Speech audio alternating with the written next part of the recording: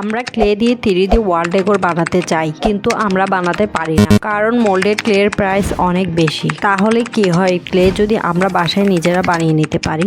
আজকে আমি ওয়াল পট্টি দিয়ে এমন একটা ক্লে তৈরি করব যা দেখে তোমরা কখনো মোল্ডেড ক্লে আর কিনবে না, এবং এই মোল্ডেড ক্লে দিয়ে আমি একটা 3D পেন্টিংও করে দেখাবো। চলো এবার ভিডিওটা শুরু করা যাক। প্রথমে একটা প্লেট নিয়ে নিলাম ওয়াল পট্টি দিয়ে ক্লে তৈরি করার জন্য। তোমরা চাইলে বাসায় ইউজ করা নতুন প্লেটও ব্যবহার করতে পারো, তোমাদের কাছে কোনো পুরাতন প্লেট না থাকলে। কিন্তু তোমার মায়ের উড়ন্ত ঝাঁটার বাড়ি যখন তোমাদের পিঠের উপর পড়বে তখন আমি দায়ী থাকবো না, কারণ এখানে আমি পুরাতন প্লেটই নিয়েছি যেটা বাসায় ইউজ করা হয় না। প্রথমে আমি ওয়াল পট্টি পাউডার নিয়ে নিলাম 1 কাপ। এরপর আরো সামান্য কিছু পাউডার নিলাম। এবার ওয়াল পট্টি পাউডারের মধ্যে সামান্য সামান্য পরিমাণের করে পানি মিক্স করবো। তোমাদের ঠিক যতটুকু ক্লের প্রয়োজন হবে তোমরা ঠিক ততটুকুই তৈরি করবে, কারণ এই ওয়াল পট্টি পেস্টটা দিয়ে 2-3 ঘন্টার বেশি কাজ করা যায় না, এটা খুব দ্রুত শুকিয়ে যায়। পানি বেশি পরিমাণে দেওয়া যাবে না, ঠিক যতটুকু প্রয়োজন হবে তোমরা ততটুকু পরিমাণে দিবে। পরে আমি হাতে সরষের তেল দিয়ে ময়শ্চারাইজ করে নিলাম।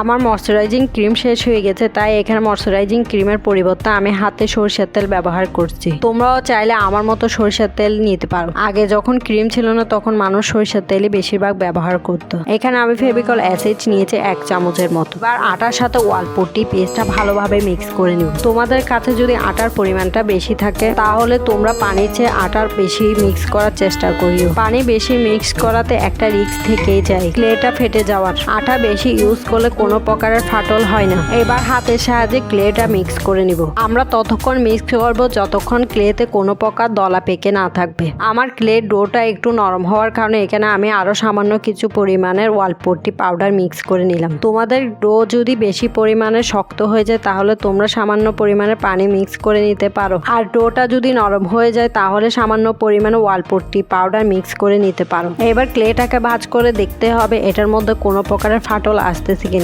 যদি ক্লেটা কোনো প্রকারের ফাটল না আসে তাহলে মনে করবে এই ক্লেটা তৈরি হয়ে গেছে। আর ক্লেটা একটু সফট রাখার চেষ্টা করবে। অতিরিক্ত হার্ড হয়ে গেলে ক্লেটা ফেটে যাওয়ার সম্ভাবনা বেশি থাকে। ক্লেটা তৈরি হয়ে গেলে এবার একটা পলিথিন ব্যাগের ভিতরে রেখে আমাদের কাজ করতে হবে, যেহেতু ওয়াল পট্টি পেস্ট খুব দ্রুত শুকিয়ে যায়। এবার আমি তোমাদেরকে এটা দিয়ে একটা 3D পেন্টিং করে দেখাবো, অনেকটা কালচার পেন্টিং এর মতো করেই করব। এর জন্য আমি প্রথম পিন্টারেস্ট থেকে একটা রেফারেন্স পিকচার নিয়ে নিব। পিকচারটা আমি সেভ করে রাখলাম, কারণ একটা রেফারেন্স পিকচার নিয়ে নিলে পেন্টিং করতে অনেক সুবিধা হয়। এখানে আমি পেন্টিং করার জন্য 6x6 ইঞ্চি এমডিএফ বোর্ড নিয়ে নিয়েছি। তোমাদের কাছে এমডিএফ বোর্ড না থাকলে তোমরা কার্ডবোর্ড নিতে পারো। প্রথমে অল্প কিছু ডো নিয়ে নিলাম পলিথিন থেকে। এরপর রাউন্ড করে পাতার শেপে করে নিব। এখানে পাতার ডিটেলিং করার জন্য আমি প্যালেট নাইফ ব্যবহার করেছি। তোমাদের কাছে যদি প্যালেট নাইফ না থাকে তোমরা ছুরি, নীল কাটা যে কোনো কিছু ব্যবহার করে ডিটেলিং করতে পারো। ফেভিকল অ্যাসিড দিয়ে এবার লাগিয়ে নেব। সেম ভাবে আরো অনেকগুলো পাতা বানাবো। পাতাগুলো একটা একটা করে লাগিয়ে নেব। এই ওয়াল পট্টি পেস্টটা মোল্ডেড ক্লের মতো করেই কাজ করছে। তোমরা নিশ্চয়ই ভিডিওতে দেখে বুঝতে পারতেছো।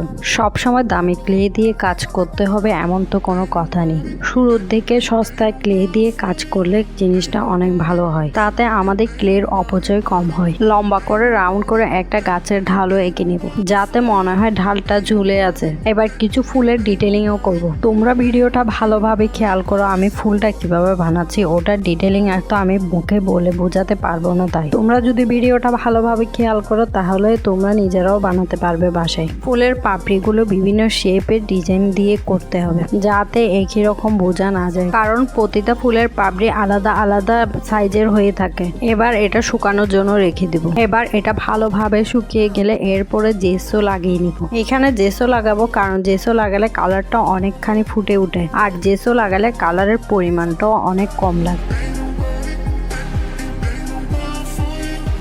এবার আমরা কালার করব। এখানে আমি কালার করার জন্য ডার্ক গ্রিন এবং ইয়েলো কালারটা নিয়েছি। প্রথমে আমি পাতার কালারটা করে নিব। প্রথমে আমি পাতায় ডার্ক গ্রিন কালারটা লাগাচ্ছি, এরপর আর সামান্য সামান্য করে ইয়েলো কালারটাও মিক্স করে লাগিয়ে নিচ্ছি। তোমরা একটা কালার শুকানোর পরে অন্য আরেকটা কালারের কাজ করবে, তা না হলে আমার মতো একটা কালার অন্য আরেকটা কালারের সাথে মিক্স হয়ে যাবে। এইবার ফুলটা কালার করব। এবার ফুলটা কালার করার জন্য আমি পিঙ্ক কালারটা নিচ্ছি। পরবর্তীতে পিঙ্ক কালারটা আরো একটু লাইট কালার হওয়ার জন্য আমি এখানে হোয়াইট কালার মিক্স করে নিলাম। পরবর্তীতে ফুলগুলোতে কিছু ডিটেলিং করেছি। ডিটেলিং না করলে রিয়েলিস্টিক মনে হয় না তেমন।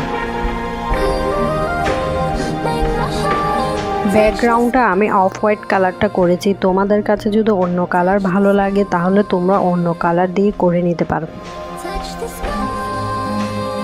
গাছের ঢালের মধ্যে ব্রাউন কালার করব, যেহেতু গাছের ঢাল সবসময় ব্রাউন কালারই হয়ে থাকে বেশিরভাগ সময়। ফুলের মাঝখানে ইয়েলো কালারটা দিব, কারণ ফুলের বেশিরভাগ সময় ভিতরের কালারটা ইয়েলো কালারের হয়ে থাকে। এবার কালারগুলো ভালোভাবে শুকিয়ে গেলে এখানে বার্নিশ করে নিতে হবে। বার্নিশের ভিডিও ক্লিপটা আমার কাছে হারিয়ে গিয়েছে, তাই আমি এটা এখানে অ্যাড করতে পারিনি। এখন এটা তোমরা ফাইনাল লুকটা দেখো। তোমাদের কাছে এটার ফাইনাল লুক কেমন হয়েছে অবশ্যই কমেন্ট করে জানাবে। আর তোমাদের যদি আজকে আমার ভিডিওটা বেশি ভালো লেগে থাকে তাহলে লাইক, কমেন্ট ও শেয়ার করতে ভুলবে না। আর অবশ্যই সাবস্ক্রাইব করে রাখবে।